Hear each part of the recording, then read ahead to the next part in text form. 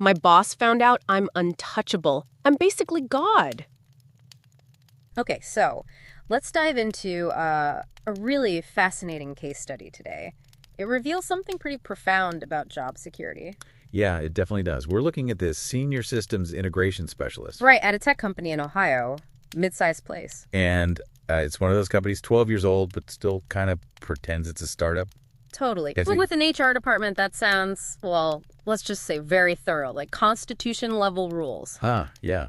And the real kicker this deep dive gets into, it's this idea that being truly unfireable, well, it's not just a perk. No, it's positioned as, like, the single greatest workplace advantage, way beyond free snacks or, unlimited PTO. It's fascinating how it happened, too. This person's expertise, it was almost accidental, but it became their ultimate leverage. How so? What was so special about their role? Well, this specialist is apparently the only person who understands the company's network, which sounds like a bit of a nightmare, honestly. Described as ancient, intricately configured. Yeah, like a Frankenstein system, built by someone who retired years ago, left hardly any documentation. Okay, so a classic tribal knowledge situation. Yeah, exactly, and apparently anyone else who tried to learn this system, they quit in under 3 months. It was that bad. Wow. So this person is, as the source puts it, the only living human who gets the exact undocumented combination of things keeping it running. Scripts, configurations, VPN tunnels, all the legacy stuff connecting critical software to their manufacturing machines. Black magic, basically. So our mission here, for you listening, is to figure out how this seemingly ordinary role turned into, well, a position of incredible power. And what does that teach us, about job security today, especially when everything's changing so fast? Right. So how did they master this cursed system when everyone else bailed? Was it just pure genius? Not really presented that way. It wasn't some grand plan. The original guy retired back in 2016. Okay. And the documentation was minimal. Vague instructions at best. So our specialists basically had to train themselves. Just figuring it out as they went. Pretty much. Reverse engineering trial and error on this super convoluted system. They just became the expert out of sheer necessity. The living repository of how things actually work. Yep. Without maybe even realizing the power they held. Yeah, seems like it. Just the quiet linchpin until the incident. There's always an incident. So this setup went on for years, under the radar. Apparently, until a new CEO arrived on the scene. Let me guess, someone focused on synergy and optimization. Described as a glorified finance bro. Yeah. Focused on streamlining and reducing redundancy. Predictable stuff. And they targeted our specialists. Sent an email, the classic corporate speak, reevaluating the role, maybe outsourcing technical support. Uh-oh. What was the company missing here? What was the blind spot? The sheer irreplaceable value of that undocumented knowledge. They just saw a line item, a cost center. Not the person holding the whole thing together. Exactly. And the specialist's reaction to that email, priceless. Just laughed out loud, didn't even reply. Just waited, knowing something the CEO didn't. You got it. And they didn't have to wait long. So what happened? That very same day, 11:30 a.m., a machine goes down. Not just a glitch. Nope. An entire production line. Frozen. Because of a script jam on that exact legacy system. Oh, wow. The timing couldn't be worse for the new CEO. Right. So the CEO and the VP of operations come storming into IT, furious, saying they're losing $40K an hour. Must have been intense. You can picture the scene. Totally. And the specialist's response. Just a masterclass in using leverage. Calmly looks the CEO in the eye. And says? Asks. Depends. Am I still on payroll, or should I just go home and let your new vendor handle it? Oh, my goodness. Straight up called their bluff. Dead silence, apparently. CEO just blinked. The VP looked like she wanted the floor to swallow her whole. What did the CEO say? After a long pause, you're still on payroll. And the problem? Fixed. In 20 minutes. 20 minutes, just like that. That completely resets the power dynamic, doesn't it? Instantly. You can almost feel that shift. It tells you where the real power lies sometimes. It's not just what you do. It's what breaks if you don't do it.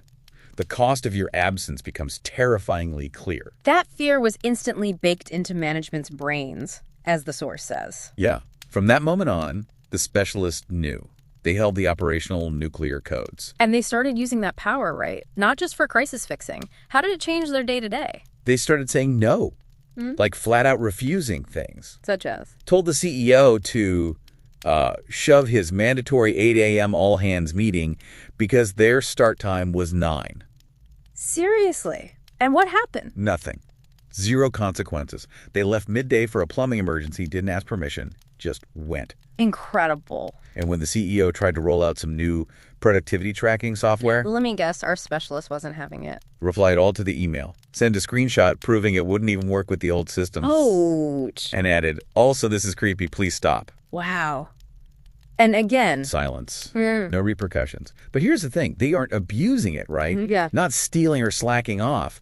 no, they still do the core job well. Exactly. They just achieve this peaceful work life by ditching the fear, refusing pointless extra stuff. Everyone knows they're indispensable. So bringing this back to the bigger picture, what does this story really tell us? In a world obsessed with efficiency, outsourcing, what does indispensable mean? Right. And can anyone actually cultivate that kind of value, that unshakable position? And as we touched on earlier, this really highlights how being unfireable is maybe the ultimate workplace perk, knowing you keep the lights on. That freedom to just say no sometimes without worrying. So the question for you listening is, how could you identify or maybe even strategically create a niche like that for yourself? Where your unique knowledge, your specific skill set becomes just as non-negotiable in your organization? What would that actually feel like, holding the operational nuclear codes? Something to think about.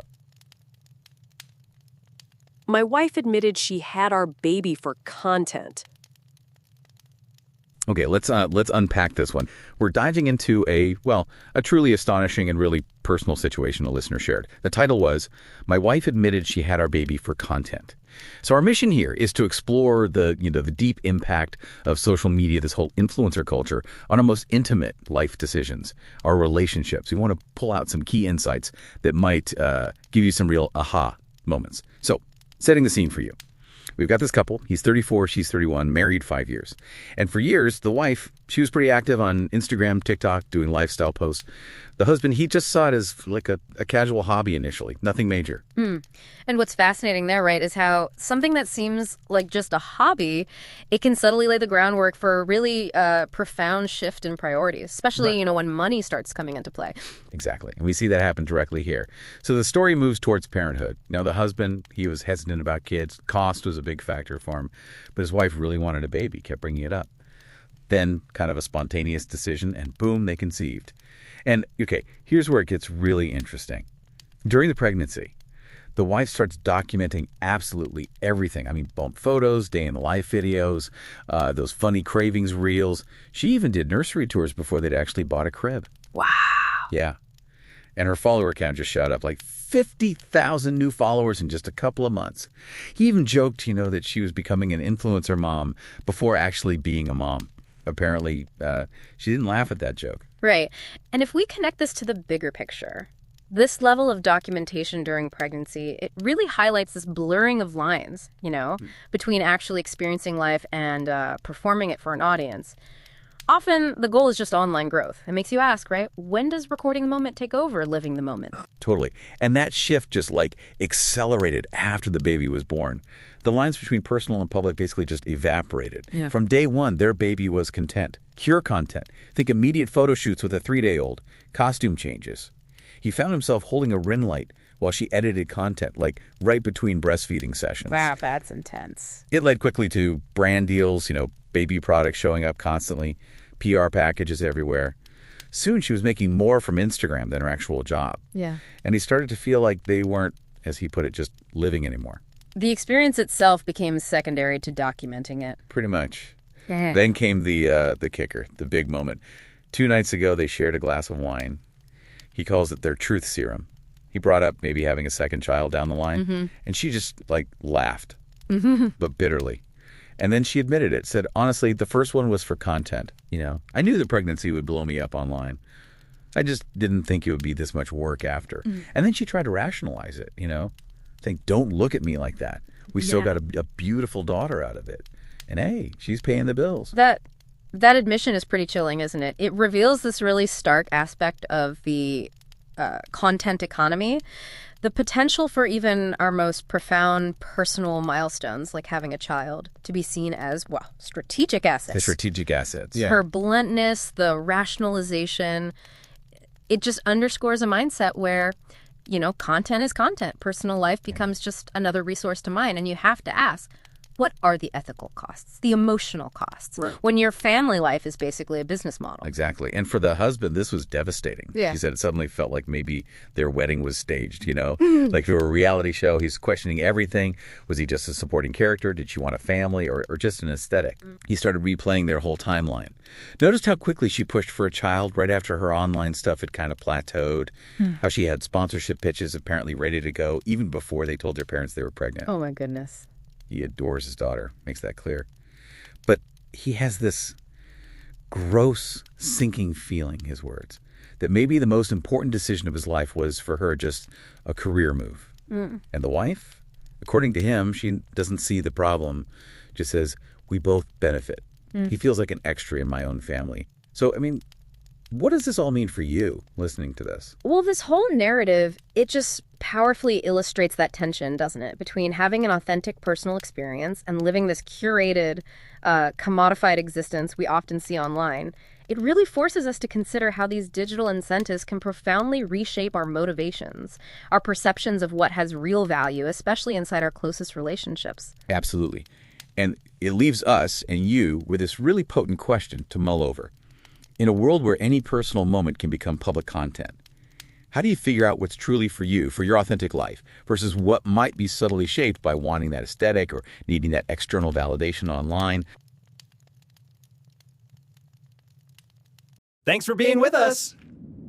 Don't forget to like and subscribe.